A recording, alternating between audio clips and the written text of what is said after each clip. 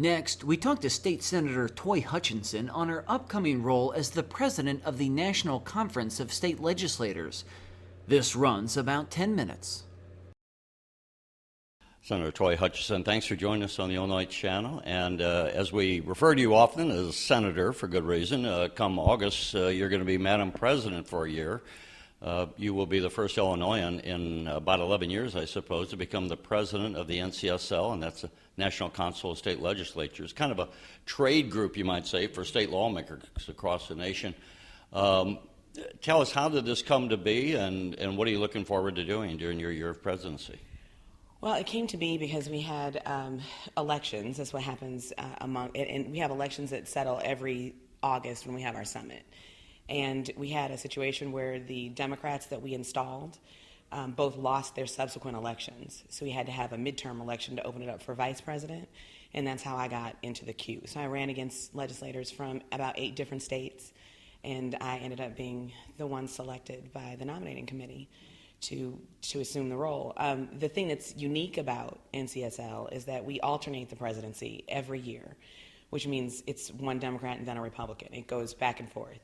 Every standing committee has 2 equal co-chairs that are one Democrat and one Republican that are equally weighted, which means that all of the subjects that we discuss in standing committees require the participation of people from both sides of the aisle and across the political spectrum. So it's been fascinating for me because it allows me to kind of train some muscles that you don't always get to do in your own home chambers in a very highly toxic or partisan environment. So it's one of the reasons why I love the organization so much, because it's firmly and intentionally bipartisan, and it's our voice to Congress. So it's inclusive of all 50 state legislatures.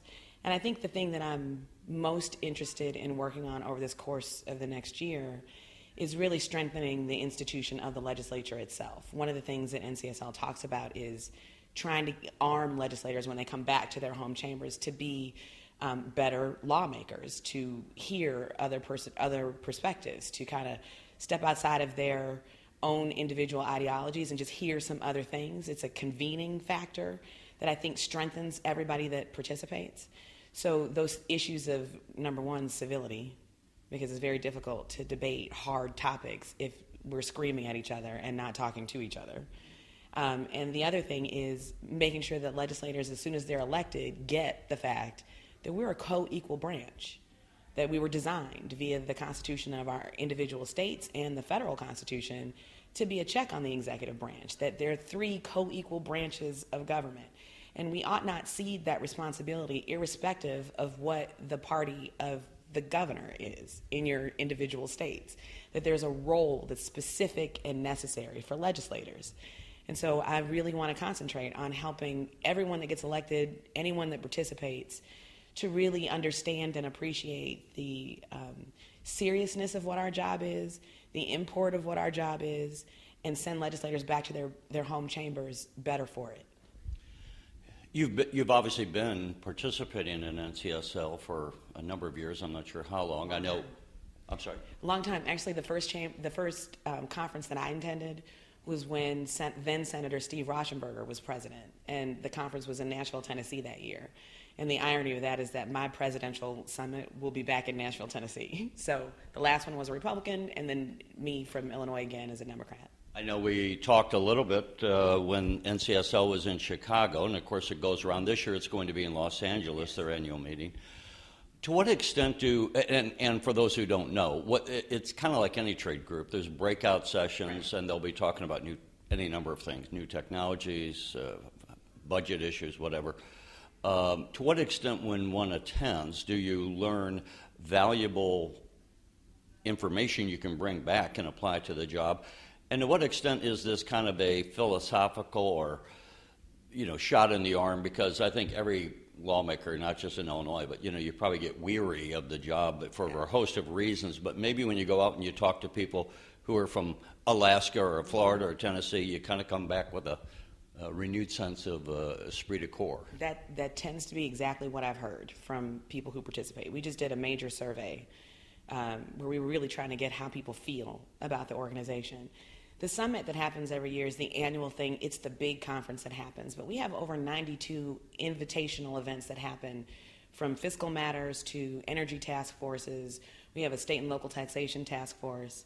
And then at the summit, there are silos. So if you're really interested in education, you can find sessions on educational topics. If you're really interested in energy, you can find those breakout sessions on those topics. If you're interested in budget and revenue, you can do that, plus all the standing committees. So you really get out of it what you put into it. So if you invest some time into understanding that there's a ton of resources, and it also extends to legislative staff. So there's almost 7,500 legislators across the country. There's nearly 26,000 legislative staff across the country.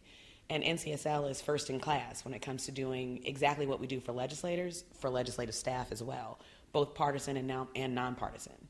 So the most beautiful thing that I've heard over and over again is that there'll be a legislator that comes from, you name the state, and they end up talking to another legislator from some other state. And it's a good 30 minutes before they're like, wait a minute, are you a Democrat or Republican?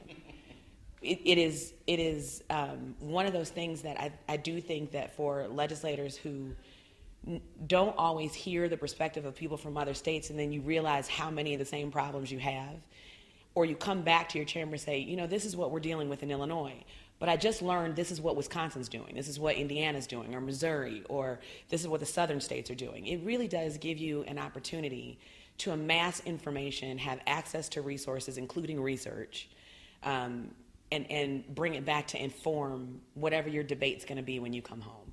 So I think the combination of the convening power and the networking opportunities and the chance to get to know legislators either through shared interest in topics or just the fact that this is hard right now. It's hard to be a politician in this environment.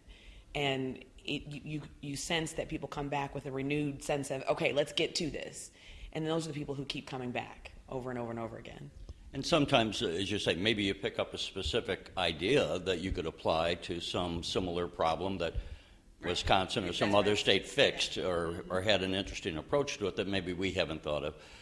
To what extent, a couple of things, I guess, real quick. One, do you keep in contact with anyone that you've met so that you're talking to someone from Connecticut or wherever? And secondly, as the president, is it an official title? What are the duties of the president of NCSL? Well, we do a lot of state visits. So to your first question, yes, I keep in touch with a lot of different people. And it's good because there's not really, through active participation in NCSL, I can find someone in another state and say, you had a bill on XYZ. How did it go? Were you able to get bipartisan support? What were some of the arguments you made? And I've done that with both Democrats and Republicans, especially if it's something that I think I can get some broad bipartisan support on. The duties really lie, and we do state visits, so we try to split up those roles amongst the officers, again, because we have both parties. So me as president-elect, the vice president coming underneath me is Robin Voss, Speaker of the House in Wisconsin, who's a Republican. So he'll be the next NCSL president, and we'll be choosing at this next summit the person who will come in line under him as vice president when all the gavel passing happens at the end. We also participate in exchanges with our counterparts from people around the world. So we've had the opportunity to meet legislators that do what we do in various countries. We host exchanges. We've had South African delegations here in the United States, Nigerian delegations here. We've had German delegations here. We have wonderful relationships with, there's an organization called COPA, which is exactly like NCSL in Brazil. And they come here to look at some of our constitutional processes, some of the ways that we actually administer pieces of legislation, how it works through our process, and then we go there and they do the same thing for us. We try to help wherever we can, and we also try to hear from a broader perspective and a little bit deeper than what headlines might suggest, what's happening in not only the other states in our country, but in other areas around the world. And it's one of those situations that I never would have been in any other way but for membership in this organization. And I honestly believe it's made me a much better legislator everywhere I go with whoever I meet. You know, we say travel is broadening. I mean, you know, for those who go to Europe or wherever and you come back and you kind of look at your own hometown in a little different light because you've been abroad, you know. Right. You know, maybe they do something better or we do something better. I would imagine it's the same kind of thing here when you're kind of comparing. You come back to the Illinois State Legislature with a renewed vision that's not just the get your mind out of the rut that we all kind of fall in no matter what our job is. And it's also fascinating to meet. I met a woman in Quebec, actually, who, when I walked in, you don't expect to see a whole lot of diversity in that assembly. And this woman walked in, and I looked at her, and she looked at me. We were both black women sitting in this room. We were the only two that were sitting in the room. And she was responsible for technology and other kinds of innovation, things that was her role. And she's one of the ministers in the Quebec Assembly. We had a fascinating conversation and agreed to keep in touch and agreed to try to figure out some other way to, at least whether it's online or just shoot an email every now and again, one, for encouragement, because it was just fascinating to meet her, and two, because Canada's so close to us and there's so many issues. Like if you're going to talk about NAFTA, there's a very Illinois specific story about that. If you talk about just the proximity of Canada and the trade relationships we have with the United States and individual states, there's a lot to talk about in that arena, irrespective of what's happening at the federal level. So this has been fascinating for me on so many different levels. I don't have the words to really talk about how grateful I am for the experience. And overall, I know I'm not naive enough to think that I alone can change an ideological debate. But I do hope that my presence in the room helps to change how we debate, because I think how we debate is toxic, and it doesn't leave very much room for anyone to do anything but stay exactly where they are. And I learned a long time ago that the best way to win an argument is to be able to deconstruct it, and you can't do that if you didn't listen to it. So I'm excited. I'm nervous. It's really busy. It's on top of my duties in the Illinois State Senate, but I'm prayerful that the skill sets that I've been able to pick up as a result of doing this, that I bring back home with me so I take my constituents anywhere I go.